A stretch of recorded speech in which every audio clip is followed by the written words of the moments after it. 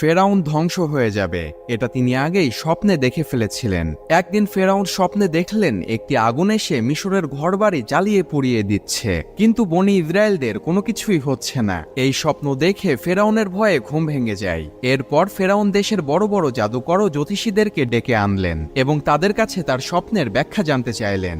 জাদুকররা তখন বলল, অতি দ্রুত বনি ইসরায়েলদের হতে একটি পুত্র সন্তান জন্মগ্রহণ করবে এবং তার হাতে মিশরবাসীদের ধ্বংস নেমে আসবে ও ফেরাউনের পতন ঘটবে। ফেরাউন তখন ভয়ে একটি আইন বানালেন, বনি ইসরায়েলদের ঘরে কোনো পুত্র সন্তান জন্ম হলে তাকে যেন হত্যা করা হয়। ঠিক কথা মতো সেই কাজ, বনি ইসরায়েলদের ঘরে কোনো পুত্র সন্তান জন্মগ্রহণ করলে তাকে হত্যা করা হচ্ছিল।